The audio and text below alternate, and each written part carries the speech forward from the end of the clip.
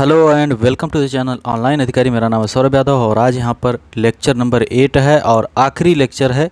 घटना चक्र ई दृष्टि जो मार्केट में आई है, बड़ी आंख वाली किताब, उसका आखिरी लेक्चर है। तो चलिए देखते हैं। थोड़ा सा बड़ा भी हो सकता है लेक्चर, 30 से 40 मिनट तक हो सकता है। पहला ही यहाँ पर करंट अफेयर है। निर्यात तैयारी सूचकांक नीति आयोग द्वारा इंस्टीट्यूट ऑफ कॉम्पिटिटिवनेस के सहयोग से, यानी प्रतिस्पर्धा संस्थान नीति आयोग और प्रतिस्पर्धा संस्थान के सहयोग से एक्सपोर्ट प्रिपेयर्डनेस इंडेक्स जारी किया गया है। निर्यात तत्परता सूचकांक जारी किया गया है, जिसमें समग्र रैंकिंग में शीर्ष 4 राज्यों में गुजरात नंबर 1 पर है।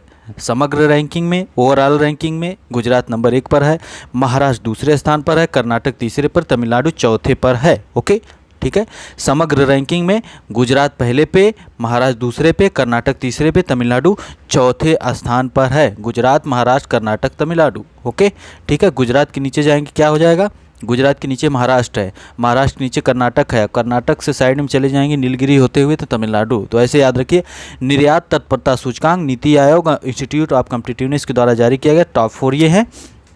भू आबद्ध यानी लैंड लॉक्ड पूरी तरीके से राज्यों, हरियाणा का स्कोर शीर्ष पर है, यानी हरियाणा लैंड लॉक्ड में नंबर 1 पर है और इस रैंकिंग में उत्तर प्रदेश दूसरे स्थान पर है भू आबद्ध में। ठीक है। और समग्र रैंकिंग में यूपी 5वें नंबर पर है। बहुत ही महत्वपूर्ण, याद रखिएगा, यूपी समग्र रैंकिंग में 5वें नंबर पर है।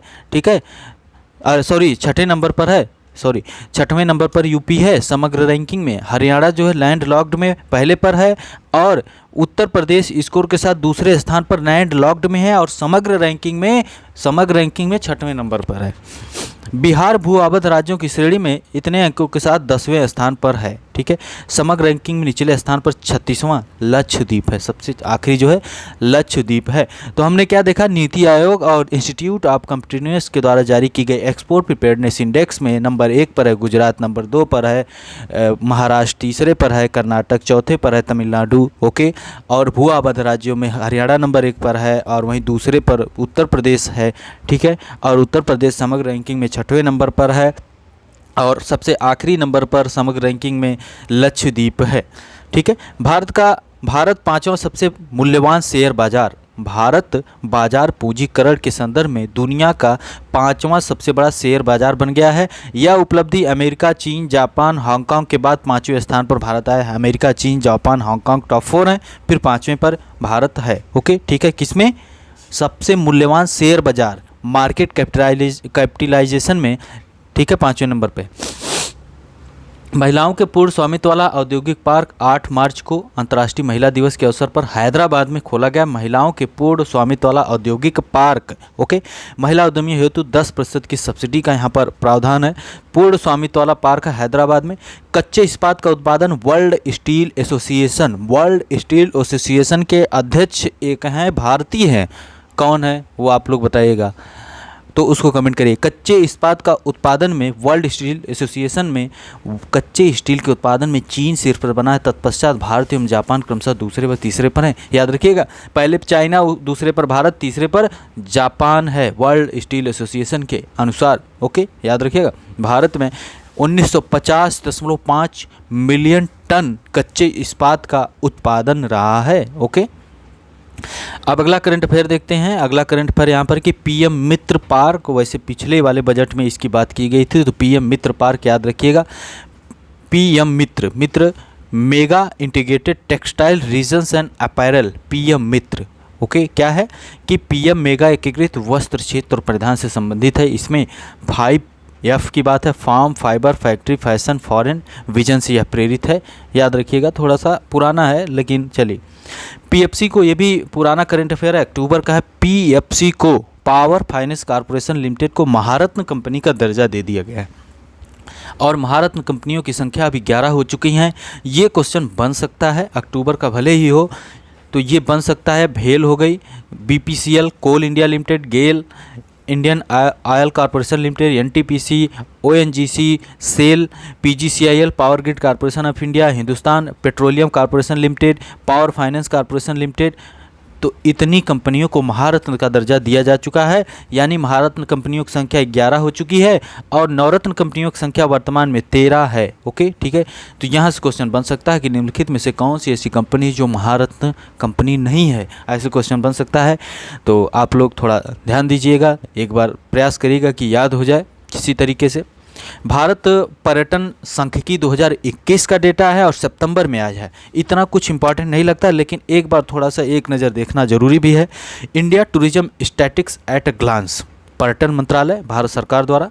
तो बताइएगा वर्ल्ड टूरिज्म डे कब सेलिब्रेट किया जाता है और थीम क्या है, और राष्ट्रीय टूरिज्म डे भारत में भी मनाया जाता है, तो वो भी आप कमेंट करिएगा कब होता है, उसकी थीम क्या है। तो ये पर्यटन में इस रिपोर्ट के अनुसार अंतर्राष्ट्रीय पर्यटकों के आगमन के मामले में संपूर्ण विश्व में भारत का हिस्सा 1.59% है। वर्ष 2020 के दौरान भारत में विदेशी पर्यटक आगमन के स्रोत में बांग्लादेश प्रथम स्थान पर है, जबकि संयुक्त राज्य अमेरिका दूसरा स्थान है। बांग्लादेश पहले नंबर पर है भारत में आने वालों में, फिर यूएसए दूसरे पर है। और 2020 के दौरान घरेलू पर्यटकों की हिस्सेदारी के संदर्भ में तमिलनाडु, यूपी, कर्नाटक, आंध्र प्रदेश तथा विदेशी की बात करें, विदेशी जो कहाँ गए हैं, महाराष्ट्र में गए हैं, तमिलनाडु में गए हैं, यूपी में गए हैं, फिर दिल्ली में गए हैं। ठीक है, तो ये कुछ चीज़ें हैं। सिरारा खोंग या हैथी मिर्च तथा तामेंगलोंग संतरे को जीआई टैग मिला है। वैसे सितंबर का करंट है, लेकिन एक नज़र देखना जरूरी है।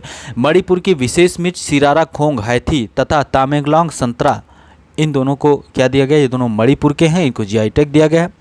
और सिराराखोंग मणिपुर के उखरुल जिले में सिराराखोंग गांव में जैविक रूप से उगाई जाने वाली यह मिर्च अपने जीवंत रंग एवं विशिष्ट स्वाद के लिए प्रसिद्ध है।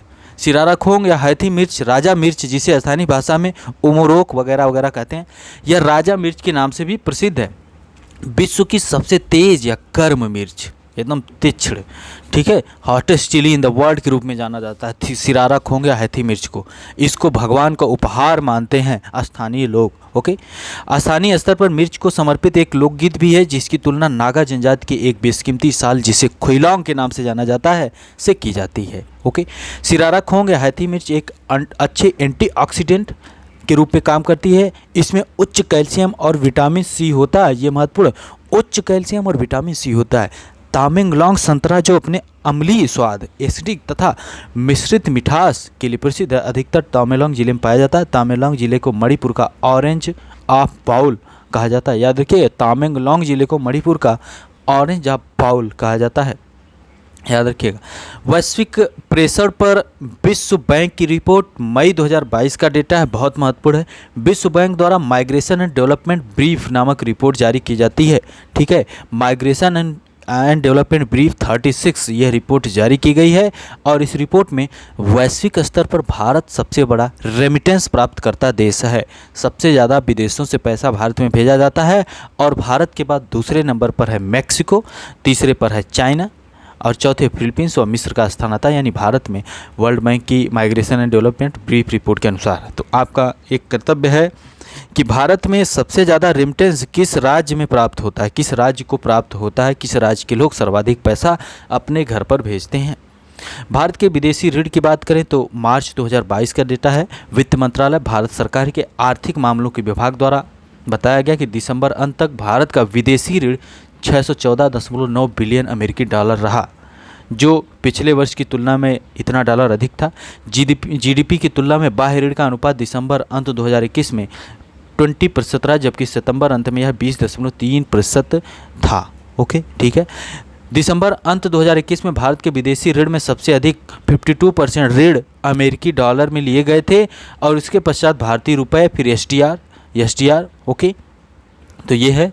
तो एसडीआर में कितनी मुद्राएं हैं, कमेंट करिएगा। एसडीआर में कितनी मुद्रा है, कमेंट करिएगा। एशियन डेवलपमेंट आउटलुक बात एशिया की है, तो एशियाई विकास बैंक एडीबी मनीला में इसका हेडक्वार्टर है। एशियन डेवलपमेंट बैंक मनीला में इसका हेडक्वार्टर है, कमेंट करिएगा। इसकी स्थापना कब हुई थी, और हाँ, इसकी स्थापना कब हुई थी, ये द्वारा एशियन डेवलपमेंट आउटलुक जारी किया गया है। ओके, इस रिपोर्ट की theme mobilising taxes for development, और इसमें बताया गया कि रिपोर्ट के अनुसार विकासशील एशिया की जीडीपी वृद्धि दर वर्ष 2022 के लिए 5.2% अनुमानित है।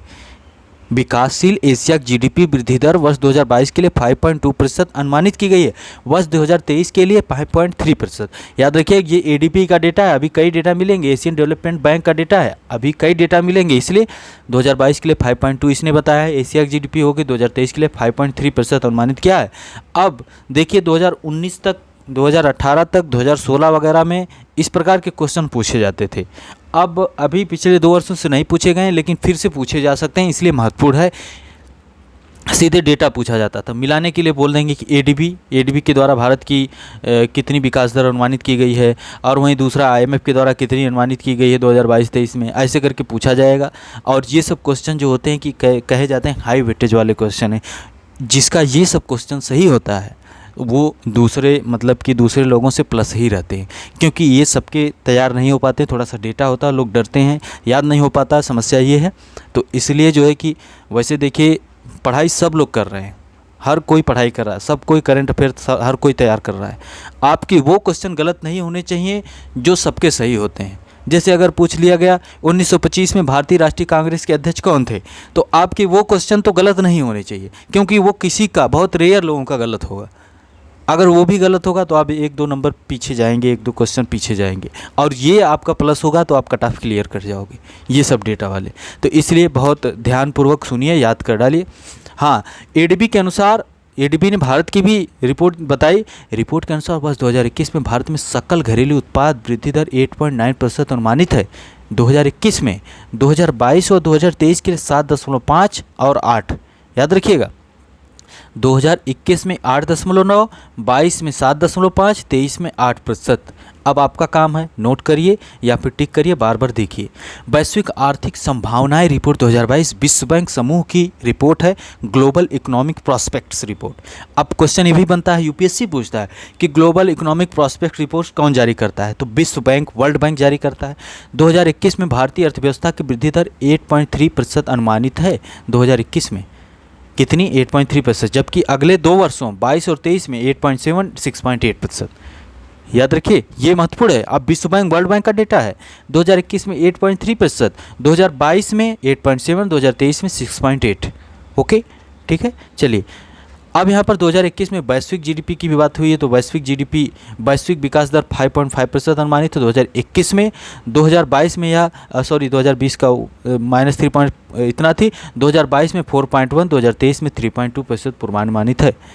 रिपोर्ट के अनुसार वर्ष 2021 में ब्रिक्स देशों में सर्वाधिक वृद्धि भारत में 8.3% अनुमानित है। 2021 में 8.3% सर्वाधिक जो है वह अनुमानित है, ये याद रखिएगा, महत्वपूर्ण है।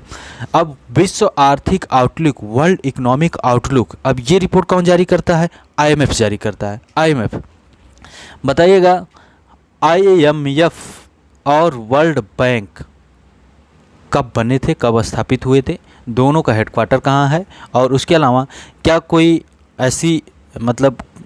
कोई ऐसे इससे रिलेटेड है, या कोई कमीशन है, या किसी का नाम है, या कुछ और कहा जाता है, इन सबको, ये आपका कर्तव्य है कमेंट करना। आईएमएफ द्वारा विश्व आर्थिक आउटलुक अप्रैल 2022 में जारी हुई वर्ल्ड इकोनॉमिक आउटलुक रिपोर्ट, शीर्षक था war sets backs the global recovery, और इस रिपोर्ट में भारतीय अर्थव्यवस्था की वृद्धि दर 2021 में 8.9%, 2022 में 8.2, 2023 में 6.9% अनुमानित है। ये तीनों डेटा और विश्व लेवल के डेटा आपको याद करने होंगे, क्योंकि क्वेश्चन बहुत ज़्यादा इसकी संभावनाएं हैं। वर्ष 2021 में वैश्विक अर्थव्यवस्था की वृद्धि दर 6.1%, 2022 में 3.6 और 2023 में भी 3.6। ओके, ठीक है। तो यहाँ पर जो आईएमएफ, वर्ल्ड बैंक और एडीबी के डेटा थे ये आपको याद करने पड़ेंगे, ये आपका काम है। और हम यहाँ से क्विज वगैरह डालेंगे, और किसी को परेशान होने की आवश्यकता नहीं कि सर ये छूट गया, वो छूट गया, ये छूट गया, इसमें ये वो छूट गया, कुछ भी नहीं छूटेगा। सौरभ ऑफिशियल टेलीग्राम की लिंक डिस्क्रिप्शन में है, ज्वाइन करिए। आप ज्वाइन किए हैं तो ठीक है, उस पर क्विज जो भी कुछ छूटा होगा, जो महत्वपूर्ण होगा, उसको हम क्विज में करा देंगे। इसलिए आपको क्विज बहुत ध्यानपूर्वक करने की आवश्यकता है। क्विज में वही क्वेश्चन होते हैं जो थोड़ा सा टफ होते हैं, तो जो आने की संभावना हो, है ना, आने की संभावना हो, वही क्वेश्चन हम उसमें डालते हैं। तो क्विज को बहुत ध्यानपूर्वक करिएगा और क्विज को रिवीजन करके ही एग्ज़ाम में पहुंचिएगा। भारत में सबसे मूल्यवान हस्तियों की बात करें तो डफ एंड फेल्स, क्रॉल बिजनेस के द्वारा रिपोर्ट जारी की गई है। 2022 में सेलिब्रिटी ब्रांड वैल्यूएशन स्टडी जारी की गई है। ओके, डफ एंड फेल्स क्रॉल बिजनेस के द्वारा विराट कोहली 185.7 मिलियन डॉलर की ब्रांड वैल्यू के साथ लगातार 5वें वर्ष शीर्ष पर बरकरार हैं। लगातार 5वें वर्ष शीर्ष पर बरकरार हैं। अभिनेता रणवीर सिंह इतना मिलियन डॉलर की ब्रांड वैल्यू के साथ दूसरा स्थान हासिल किए हैं। अक्षय कुमार इतना के साथ ब्रांड वैल्यू के साथ तीसरे स्थान पर हैं। ठीक है, तो ये रणवीर सिंह हो गए, अक्षय कुमार हो गए, ये लोग अब इस पे आ गए हैं। मतलब रणवीर सिंह, अक्षय कुमार, ये विराट कोहली नंबर 1 पर, रणवीर दूसरे पर, अक्षय कुमार तीसरे पर। तो बोलो जुमा केसरी, है ना, विमल, ये लोग ऐड भी दे रहे हैं, अक्षय कुमार जी भी हैं, बोलो जुमा केसरी और खाओ और केसरिया। जबकि आलिया भट्ट, नहीं खाइएगा मत आप लोग, हम प्रमोट नहीं कर रहे हैं, हम नहीं प्रमोट कर रहे हैं, ठीक है। आलिया भट्ट वर्ष 2021 में इतना की वैल्यू के साथ चौथे स्थान पर सूची में सबसे मूल्यवान महिला सेलिब्रिटी बन गई हैं आलिया भट्ट, है ना। विश्व आर्थिक स्थिति एवं संभावना report, world economic situation and prospects, United nation के द्वारा world economic situation and prospects report जारी की गई। वैश्विक अर्थव्यवस्था की वृद्धि दर को 5.5% अनुमानित किया गया है। भारत की जीडीपी दर 9% अनुमानित की गई है 2021 में। ओके, ये याद रखिएगा। विश्व आर्थिक स्थिति एवं संभावना रिपोर्ट, इसके अनुसार ये यूएन का है। हमने देखा वर्ल्ड बैंक का, हमने देखा आईएमएफ का, हमने देखा एडीबी का, हमने देख लिया अब यहाँ पर यूएन के अनुसार 2021 में वैश्विक अर्थव्यवस्था 5.5% अनुमानित है और भारत की जीडीपी दर 2021 9% अनुमानित है। ओके, अरबपतियों की फोर्ब्स की सूची जारी हुई। अरबपतियों फोर्ब्स की सूची, फोर्ब्स वर्ल्ड बिलियनियर लिस्ट 2022 36वीं रिपोर्ट है और 2019 बिलियन डॉलर की कुल संपत्ति के साथ सबसे धनी व्यक्ति एलन मस्क हैं और अमेज़न के संस्थापक जेफ बेजोस दूसरे स्थान पर हैं। ओके, और बर्नार्ड अर्नाल्ड एंड फैमिली तीसरे स्थान पर हैं। यानी अमेज़न नहीं, अमेज़न के संस्थापक दूसरे स्थान पर जेफ बेजोस है और तीसरे स्थान पर बर्नार्ड अर्नाल्ड एंड फैमिली तीसरे स्थान पर हैं। एलन मस्क नंबर 1 पर हैं। अरबपतियों की सूची में विश्व की सबसे धनी महिला Francoise Bettencourt Meyers and family हैं। Francoise Bettencourt Meyers and family हैं, याद रखिएगा। एलन मस्क दूसरे पर हैं बेजोस, तीसरे पर बर्नार्ड अर्नाल्ड एंड फैमिली हैं और सबसे धनी महिला की बात करें तो Francoise Bettencourt Meyers and family हैं।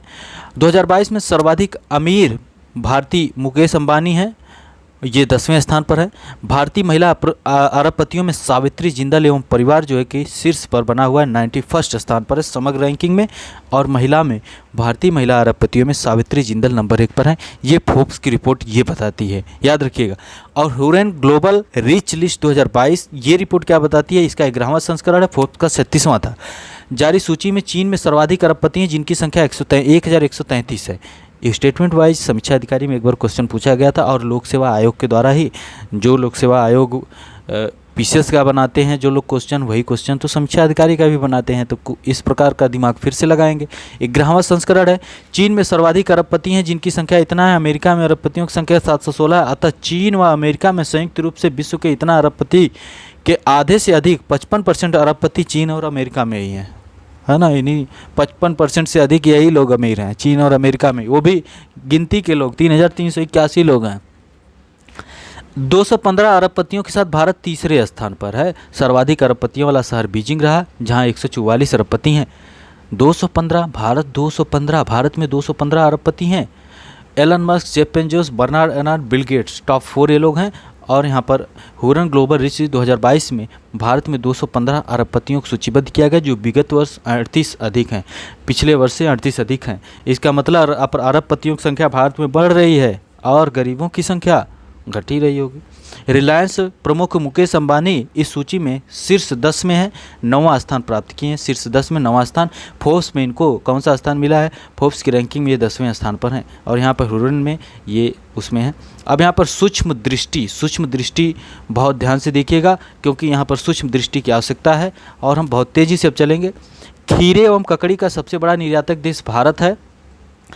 2022 को फोर्ब्स द्वारा जारी सर्वाधिक कमाई करने वाले athlete, highest paid athlete Lionel Messi हैं। प्रधानमंत्री स्ट्रीट वेंडर्स आत्मनिर्भर निधि को कब तक के लिए बढ़ा दिया गया, 2024 के लिए। किसने विश्व के सबसे पहले क्रिप्टो समर्थित भुगतान कार्ड को लॉन्च किया है? नेक्सो एवं मास्टरकार्ड ने। नेक्सो एवं मास्टरकार्ड ने।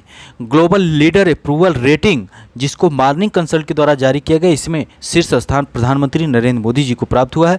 Huron global health care rich list 2022 में शीर्ष स्थान किसने प्राप्त किया? तो Cyrus Poonawalla. Huron global health care rich list 2022 में शीर्ष स्थान किसने प्राप्त किया? साइरस पूनावाला। ओके। प्रधानमंत्री नरेंद्र मोदी द्वारा लॉन्च भारत के प्रथम डेयरी सामुदायिक रेडियो स्टेशन का नाम दूधवाड़ी है। पूर्ण रूप से प्लास्टिक वेस्ट न्यूट्रल बनने वाली भारतीय कंज्यूमर बनी है डाबर बनी है, और इसने पर्यावरण बचाओ आंदोलन शुरू किया है हिमाचल प्रदेश में। याद रखिएगा। नाबार्ड का हेडक्वार्टर कहाँ है, कब स्थापित हुआ, कमेंट करिएगा। और किस कमेटी के रिकमेंडेशन पर नाबार्ड बना था? नाबार्ड ने प्राकृतिक खेती को बढ़ावा देने हेतु जीवा कार्यक्रम शुरू किया है। जीवा कार्यक्रम और जीवा नाबार्ड के किस कार्यक्रम के तहत कई परियोजनाओं का समामेलन है? तो वाटरशेड कार्यक्रम। क्राइसिल क्रेडिट रेटिंग एजेंसी है भारत की रिपोर्ट के अनुसार भारत की जीडीपी वित्त वर्ष 2023 में कितने प्रतिशत तक बढ़ने की उम्मीद है? 7.8%। ठीक है। श्रीलंका ने मौजूदा ईंधन की कमी से निपटने हेतु किस देश के साथ समझौता किया? तो भारत, उसका पड़ोसी है तो भारत के साथ। किस देश ने संघीय कॉर्पोरेट कर शुरू करने की घोषणा की है? तो यूएई ने। किस बैंक को डिजिटल परिवर्तन के लिए डिजिटल ट्रांसफॉर्मेशन अवार्ड से पुरस्कार सम्मानित किया? कर्नाटक बैंक। याद रखिएगा, महत्वपूर्ण है। डिजिटल परिवर्तन के लिए डिजिटल ट्रांसफॉर्मेशन अवार्ड 2021 पुरस्कार से सम्मानित किया गया कर्नाटक बैंक को। यह पुरस्कार किसके द्वारा दिया गया? तो भारतीय उद्योग परिसंघ के द्वारा दिया गया। प्रधानमंत्री किसान संपदा योजना की अवधि को 2021-22 से बढ़ाकर 2025-26 यानी मार्च 2026 तक कर दिया गया। तो कमेंट करिएगा कि प्रधानमंत्री किसान संपदा योजना की शुरुआत कब हुई थी। Okay. Global digital skills index 2022 प्रकाशित किया सेल्फ फोर्स ने, और शीर्ष स्थान पर भारत है। ओके। किसने digital platform spice exchange India launch किया? तो एचडीएफसी बैंक और स्पाइस बोर्ड इंडिया ने। बहुत ही महत्वपूर्ण है। ओके, याद रखिएगा।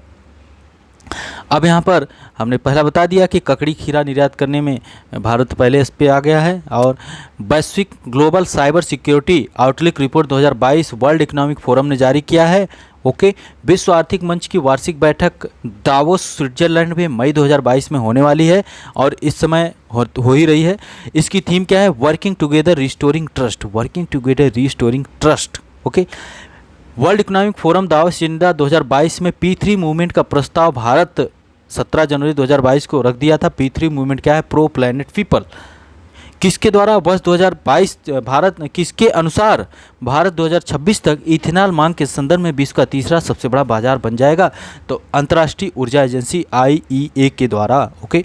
किसने डोर स्टेप बिल भुगतान सेवा शुरू की? तो इंडिया पोस्ट पेमेंट बैंक और NPCI national payment corporation of India के और इंडिया पोस्ट पेमेंट बैंक ने डोर स्टेप बिल भुगतान की सेवा शुरू की। आत्मनिर्भर भारत रोजगार योजना के अंतर्गत लाभार्थियों की सर्वाधिक संख्या कहाँ पे, कौन से राज्य में? महाराष्ट्र, गुजरात, फिर कर्नाटक।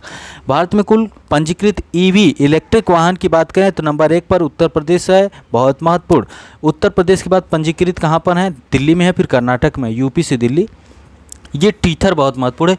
क्रिप्टो करेंसी के उपयोग को मंजूरी दिया है म्यांमार। टीथर को म्यांमार ने। प्रधानमंत्री किसान सिंचाई योजना के कार्यान्वयन को कब तक के लिए मंजूरी दी गई? तो वर्ष 2021 से 26 के लिए। बहुत महत्वपूर्ण योजनाओं को आगे बढ़ा दिया गया। RBI ने किस बैंक को अप्रत्यक्ष कर एकत्र करने के लिए अधिकृत किया? तो RBL को। ओके। और मनोहारी गोल्ड टी का संबंध असम राज्य सरकार, असम से है। ठीक है, असम से। ओके। तो ये सूक्ष्म दृष्टि है। अब हम आगे बढ़ते हैं। जेम्स वेब स्पेस टेलीस्कोप का परीक्षण किया गया, सफल हो गया। इसको भेज दिया गया कि मतलब नासा के द्वारा भेज दिया गया है। जेम्स वेब टेलीस्कोप नासा द्वारा अब तक का निर्मित सर्वाधिक शक्तिशाली टेलीस्कोप है। इंफ्रारेड टेलीस्कोप है, विशाल आवर्त दूरबीन है, और यह जो है दर्पण के सभी, इसमें दर्पण लगे हैं, सभी खंडों का निर्माण अत्यधिक हल्की बेरिलियम धातु से किया गया। और JWST James Webb space telescope को प्राय हबल दूरबीन का स्थानापन्न, हबल टेलीस्कोप इसके पहले था, माना जा रहा है, कहा जाता है, लेकिन वास्तव में उसका उत्तरवर्ती है, सक्सेसर है। Okay. Cryogenic rocket engine Dhawan नवंबर का है करंट, धवन है, क्रायोजेनिक इंजन है। इसका परीक्षण किया गया। हैदराबाद स्थित निजी क्षेत्र की भारतीय एरोस्पेस निर्माता एवं वाणिज्यिक प्रक्षेपण सेवा प्रदाता स्टार्टअप स्काईरूट एरोस्पेस द्वारा इसका क्या किया गया है? इसको बनाया गया है। यह परीक्षण नागपुर स्थित सोलर इंडस्ट्रीज वगैरह में किया गया। ठीक है, धवन याद रखिएगा। इसका नाम भारतीय रॉकेट वैज्ञानिक डॉक्टर सतीश धवन के नाम पर किया गया, उनके सम्मान में किया गया है। धवन 1 को सुपर अलॉय के साथ 3D प्रिंटिंग प्रौद्योगिकी का उपयोग करके विकसित किया गया है।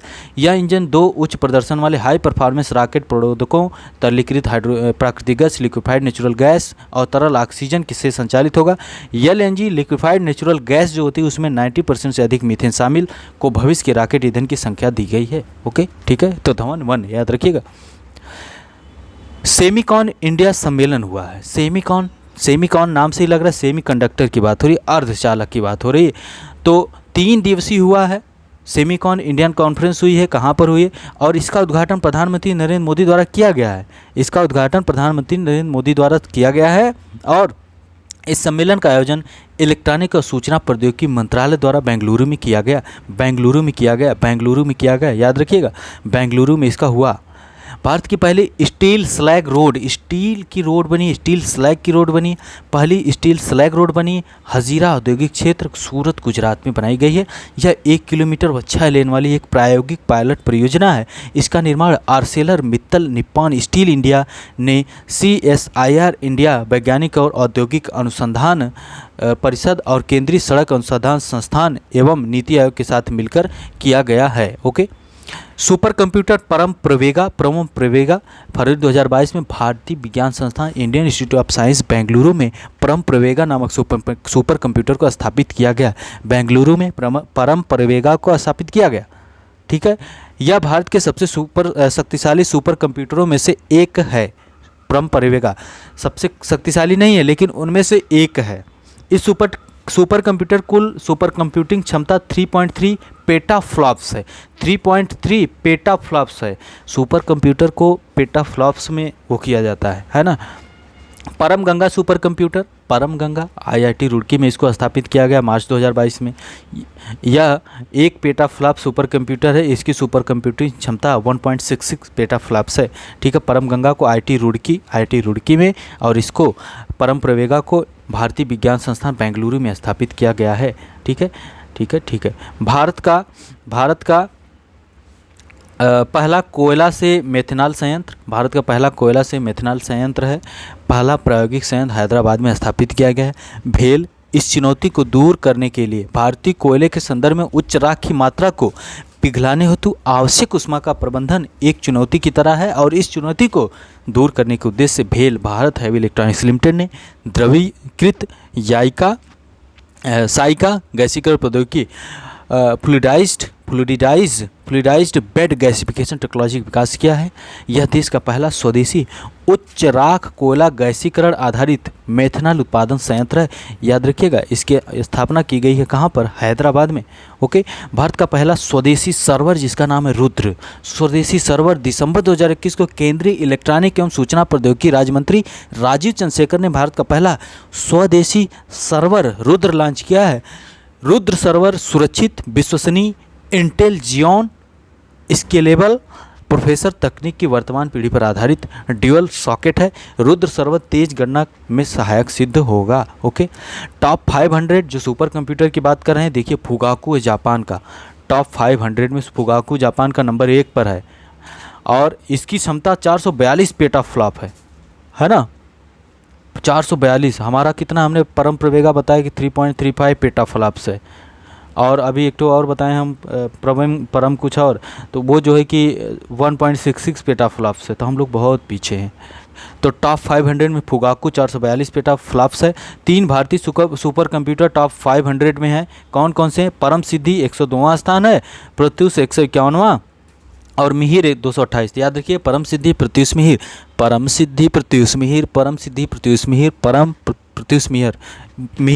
PPM या फिर PM P²M परम सिद्धि प्रत्यूष मिहिर। याद रखिएगा, पहला 102, 121, 228 टॉप 500 में है और फुगाकू नंबर 1 पर है।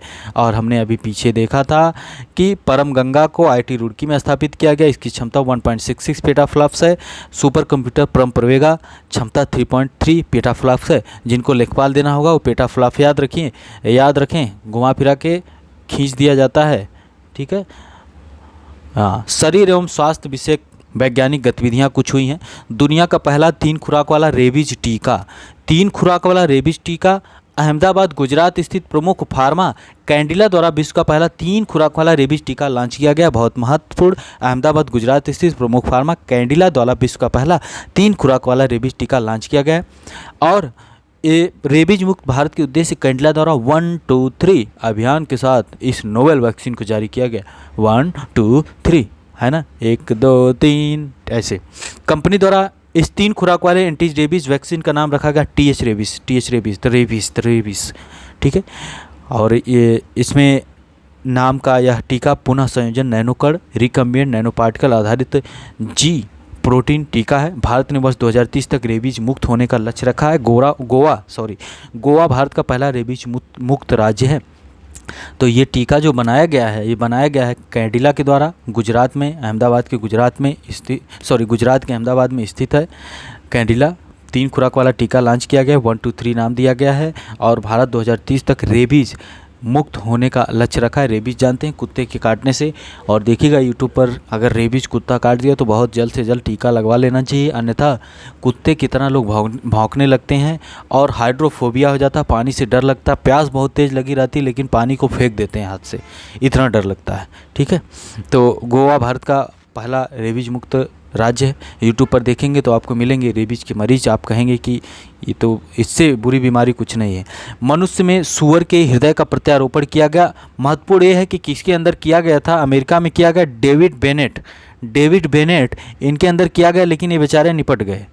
ये 8 मार्च 2022 की इनकी मृत्यु हो गई, ओके। और इस प्रकार के जब जानवरों के अंग का प्रत्यारोपण किया जाता है उसको कहते हैं जेनोट्रांसप्लांटेशन, ये महत्वपूर्ण है, ठीक है। इनका नाम याद रखिए, डेविड बेनेट, इनकी मृत्यु भी हो गई। आयुष्मान भारत डिजिटल मिशन शुरू किया गया 26 फरवरी 2022 को। आयुष्मान भारत डिजिटल मिशन को राष्ट्रीय स्तर पर शुरू करने की मंजूरी दी गई। 5 वर्षों की अवधि के लिए 1600 करोड़ रुपए का बजट निर्धारित किया गया है। NHA राष्ट्रीय स्वास्थ्य प्राधिकरण इस मिशन हेतु कार्यान्वयन एजेंसी, इम्प्लीमेंटिंग एजेंसी होगी। इस मिशन के तहत Ayushman Bharat health mission number बना सकेंगे आप, आभा, ओके। और इसके अलावा ये जो है इस मिशन का प्रायोगिक चरण 6 केंद्र शासित प्रदेशों में Ladakh, Chandigarh, Dadra and Nagar Haveli, Daman and Diu 1 2 3, Puducherry 5, Andaman Nicobar 6 और लक्षद्वीप ये टोटल 6 लक्षद्वीप में सफलतापूर्वक पूरा किया जा चुका है। तो याद रखिएगा पहले चरण में कहाँ पर पूरा नहीं किया जा चुका है, तो ऐसे करके देंगे राज्य केंद्र शासित प्रदेश कहाँ पर पूरा नहीं किया जा चुका है पहले चरण में, तो याद रखिए प्रायोगिक चरण में तो ये 6 हैं, ये महत्वपूर्ण है। स्वदेश क्या है, प्रथम multi modal neuro imaging database है स्वदेश, प्रथम multi modal neuro imaging database है स्वदेश है। Large scale multi modal neuro imaging database, यह विश्व की पहली multi modal brain imaging data और एनालिटिक्स पहल है। इसे जैव प्रौद्योगिकी विभाग, राष्ट्रीय मस्तिष्क अनुसंधान केंद्र, गुरुग्राम हरियाणा में, कहाँ पर है, department of biotechnology, national brain research centre Gurugram Haryana में है, याद रखिएगा। स्वदेश एक विशिष्ट मस्तिष्क पहल है। यह पहल उन प्रमाणित न्यूरो इमेजिंग, न्यूरोकेमिकल, न्यूरोसाइकोलॉजिकल आंकड़ों एवं एनालिटिक्स पर केंद्रित है जो मस्तिष्क संबंधी विकारों यानी डिसऑर्डर्स के प्रबंधन हेतु अनुसंधानकर्ताओं को उपलब्ध कराए गए हैं। विश्व मलेरिया रिपोर्ट WHO ने जारी किया और WHO ने बताया है कि वैश्विक स्तर पर सभी मलेरिया मामलों का 1.7% तथा कुल मृत्यु का 1.2% भारत में दर्ज किया गया है। दक्षिण पूर्व एशिया में मलेरिया के कुल मामलों में भारत 83% मामलों के लिए जिम्मेदार है, और जबकि इसी क्षेत्र में घटित कुल मृत्यु में भारत की हिस्सेदारी 82% है। दक्षिण पूर्व एशिया में 83% जिम्मेदार है, 82% मृत्यु के लिए भी जिम्मेदार है, ओके, याद रखिएगा। और यहाँ पर IVF तकनीक से भारत में पहली बार बन्नी भैंसे के बछड़े का जन्म हुआ, अक्टूबर का है। IVF तकनीक क्या है, इन विट्रो फर्टिलाइजेशन तकनीक है। गुजरात के सोमनाथ जिले में ऐसा हुआ है। 2017 में छत्तीसगढ़ के गोपालपुर में IVF तकनीक से भारत के प्रथम गाय के बछड़े का जन्म हुआ था। बन्नी क्या है, बन्नी भैंस है, बन्नी भैंस को कच्छी या कुंडी के नाम से जाना जाता है।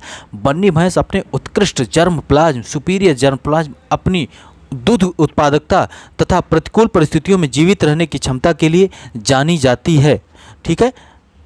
और यह सूखे के दौरान लंबी दूरी तक यात्रा कर सकती, साथ ही यह भैंस की एक रोग प्रतिरोधी नस्ल है, डिजीज रेसिस्टेंट है। यह नस्ल ज़्यादातर गुजरात के कच्छ में पाई जाती है। बन्नी भैंस अपने स्तन्य लैक्टेशन पीरियड औसतन 2857.2 किलोग्राम दूध देती है, जिसमें वसा की मात्रा, फैट की मात्रा 6.65% तक होती है। 2010 में इसे देश की 11वीं भैंस नस्ल 11th बफेलो ब्रीड के रूप में राष्ट्रीय मान्यता प्रदान की गई। स्वतंत्रता प्राप्ति के बाद ये भैंस की पहली ऐसी नस्ल है जिसे राष्ट्रीय स्तर पर इस तरह की मान्यता प्राप्त है। तो इतना कुछ बताने का क्या मकसद है कि अगर क्वेश्चन पूछा जाए तो कर ले जाइए। भारत में कोविड-19 टीकाकरण, अब इसको बताने क्या मतलब है, क्योंकि 100 करोड़, देखिए 100 करोड़ का टारगेट भारत ने 9 महीनों में पूरा किया। 9 महीने 279 दिन में 21 अक्टूबर 2021 को भारत ने 100 करोड़ का टीकाकरण का लक्ष्य पूरा किया। यह उपलब्धि टीकाकरण प्रारंभ होने के 9 महीनों यानी 279 दिनों में अर्जित की गई। पहली खुराक शुरुआत की गई थी इस मिशन की 16 जनवरी 2021 को एम्स दिल्ली में टीकाकरण अभियान के दौरान मनीष कुमार को प्रदान की गई। 16 जनवरी 2021 को मनीष कुमार को टीका दिया गया। ओके, 21 अक्टूबर 2021 को अरुण राय वाराणसी को राम मनोहर लोहिया अस्पताल में कोविड-19 के टीके की 100 करोड़वीं खुराक दी गई, है ना। हम लोग बीच में ही विलुप्त हो गए। मनीष कुमार और क्या नाम है, अरुण राय, मनीष और अरुण, है ना, ये दोनों लोगों ने पहला और 100 करोड़वां इतिहास में दर्ज हो गए। यह उपलब्धि अर्जित करने में 34 दिन का समय लगा, जो कि विश्व का दूसरा सबसे तेज टीकाकरण रहा। उल्लेखनीय है कि अमेरिका ने 1 करोड़ टीकाकरण का लक्ष्य 31 दिनों में, जबकि यूके ने 56 दिनों में प्राप्त किया। तो दूसरे नंबर पर भारत है। मास्क्यूरिस प्रथम मलेरिया रोधी टीका है। इसका WHO द्वारा RTS S/A/S01 RTS नामक टीके के व्यापक प्रयोग की संस्तुति दी है। मास्क्यूरिक्स विश्व स्वास्थ्य संगठन द्वारा अनुमोदित या प्रथम मलेरिया रोधी टीका है। यह टीका मध्यम से उच्च प्लाज्मोडियम फाल्सिपेरम मलेरिया संचरण वाले उपसहारा अफ्रीका तथा अन्य क्षेत्रों में बच्चों को दिया जाता है। मास्क्यूरिक्स याद रखिएगा। हाँ, यह जो है कि विश्व स्तर पर सबसे घातक मलेरिया परजीवी पैरासाइट प्लाज्मोडियम फाल्सिफेरस के खिलाफ काफ़ी प्रभावी है। हालांकि यह टीका प्लाज्मोडियम वाइवैक्स जो अफ्रीका के बाहर कई देशों में प्रबल है के विरुद्ध कोई सुरक्षा प्रदान नहीं करता है। मास्क्यूरिक्स याद रखिएगा। प्लाज्मोडियम फाल्सिफेरम के लिए प्रभावी है, लेकिन प्लाज्मोडियम वाइवैक्स के लिए प्रभावी नहीं है। यह अब तक का एकमात्र पहला ऐसा टीका है जिसमें अफ्रीकी बच्चों में जानलेवा गंभीर मलेरिया को कम करने की क्षमता देखी गई है। वर्ष 2016 में WHO द्वारा अफ्रीका के 3 देशों घाना, केन्या और मलावी के चुनिंदा क्षेत्रों में इस टीके के प्रायोगिक रूप से प्रयोग की स्वीकृति दे दी गई थी। ओके, पर्यावरण से कुछ चीज़ें हैं। देश का पहला सीवीड पार्क तमिलनाडु में। देश का पहला सीवीड पार्क तमिलनाडु में। कार्बन तटस्थ कृषि की बात की है। कार्बन न्यूट्रल फार्मिंग की बात करने वाला पहला राज्य केरल बना है। केरल बना भारत का पहला राज्य कार्बन न्यूट्रल फार्मिंग की जो बात कर रहा है, और इस प्रकार का ऐसा करने वाला पहला राज्य बन चुका है। वैश्विक पवन report global wind energy council के द्वारा यह रिपोर्ट जारी की गई।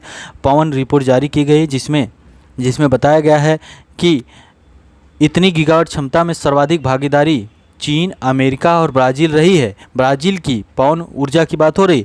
नवीन और नवीकरणीय ऊर्जा मंत्रालय के अनुसार भारत पवन ऊर्जा की स्थापित क्षमता में विश्व में चौथे स्थान पर है। यानी पहले स्थान पर कौन सा देश है? चीन है, दूसरे पे अमेरिका है, तीसरे पर ब्राज़ील है, चौथे पे इंडिया है। ओके, पवन ऊर्जा में रिपोर्ट जारी की ग्लोबल विंड एनर्जी काउंसिल के द्वारा। मीना माता पारे पर मीना माता अभिसमय मीना माता कन्वेंशन जो है, मीना माता कन्वेंशन मरकरी है। मरकरी मीना माटा कन्वेंशन। मीना माटा एक जगह है जापान में। मरकरी का बहुत ज़्यादा वहाँ पर प्रदूषण हो गया था, तो इसलिए वहीं जापान के नाम पर ही, जापान की मीना माटा शहर के नाम पर ही रख दिया गया। इसकी चौथी बैठक हुई है। प्रथम खंड 1 से 5 नवंबर 2021 के मध्य ऑनलाइन माध्यम से हुआ, जबकि द्वितीय खंड का आयोजन 21 से 22 मार्च के दौरान बाली इंडोनेशिया में हुआ। बाली में आयोजित सम्मेलन में इंडोनेशिया एक वैश्विक बाली घोषणा पत्र प्रस्तुत किया। हालांकि यह घोषणा पत्र गैर बाध्यकारी है, नॉन बाइंडिंग है। यह घोषणा पत्र नॉन बाइंडिंग है, यह डिक्लेरेशन नॉन बाइंडिंग है। पारे पर मीना माता अभिसमय वर्ष 2013 में जापान में हस्ताक्षरित हुआ था। ठीक है। मीना माता रोग पारे की गंभीर विषाक्तता के कारण होने वाली एक तंत्रिका संबंधी बीमारी है। भारत ने वर्ष 2014 में इस अभिसमय पर हस्ताक्षर किए थे और 2018 में इसकी अभिपुष्टि की थी। यह अभिसमय वर्ष 2017 से लागू हुआ था, 2017 से लागू है। भारत 2014 में इस पर साइन किया, 2018 में रेक्टिफाई भी कर दिया। Okay, world air quality report मार्च की रिपोर्ट है। किसने जारी किया है? तो IQ एयर, स्विट्जरलैंड में स्थित संस्था है। वायु गुणवत्ता प्रौद्योगिकी कंपनी IQ एयर द्वारा जारी किया गया 117 देशों के PM पार्टिकुलेट मैटर 2.5 आंकड़ों को प्रस्तुत किया है, जिसमें बताया है कि वर्ल्ड एयर क्वालिटी रिपोर्ट 2021 के अनुसार वार्षिक औसत PM 2.5 की दृष्टि से शीर्ष 3 देश कौन से हैं? बांग्लादेश, चाड, पाकिस्तान। इस दृष्टि से भारत 5वें स्थान पर है, PM 2.5 की दृष्टि से 5वें पर है। पहले Bangladesh, Chad, Pakistan. World air quality report 2021 के अनुसार लगातार चौथे वर्ष विश्व की सबसे प्रदूषित राजधानी नई दिल्ली है। ओके, दक्षिण एशिया के 15 सबसे प्रदूषित शहरों में भारत के 11 शहर शामिल हैं। भारत का कोई भी शहर WHO वायु गुणवत्ता दिशा निर्देशों के तहत विनिर्दिष्ट 5 माइक्रो इसमें क्यूबिक मीटर के स्तर को प्राप्त नहीं कर सका है। यानी 15 विश्व के, दक्षिण एशिया के 15 में सबसे 11 तो भारत में है। नई दिल्ली सबसे प्रदूषित राजधानी है। ठीक है, ओके। भारत की आर्कटिक नीति है, यहाँ पर आर्कटिक नीति कुछ चीज़ें यहाँ पर दी गई हैं, लेकिन आपको 8 आर्कटिक देशों के बारे में देख लीजिए। Canada, Denmark, Finland, Iceland, Norway, रूस, स्वीडन, अमेरिका आर्कटिक परिषद का निर्माण करते हैं, आर्कटिक काउंसिल में हैं। ओके, 2007 में ये यहाँ से नहीं बनेगा क्वेश्चन। हिमाद्री वगैरह वहाँ पर समर्पित किए गए। हिमाद्री देखिए 2008 में स्वालबर्ड स्थित अंतर्राष्ट्रीय आर्कटिक अनुसंधान बेस में भारतीय अनुसंधान स्टेशन हिमाद्री को राष्ट्र को समर्पित किया गया।